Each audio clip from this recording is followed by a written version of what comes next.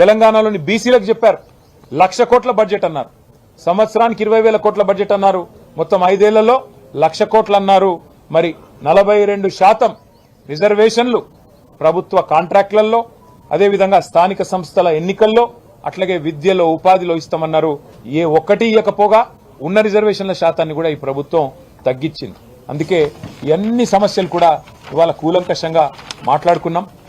డీటెయిల్డ్గా అన్ని విషయాలు కూడా మరి ఏ రకంగా మా వ్యూహం ఉండాలని కూడా ఆలోచించుకున్నాం. పార్టీ పెద్దలు మా అధ్యక్షులు కేసీఆర్ గారి ఆదేశాల మేరకు ఈ సమావేశం జరిగింది.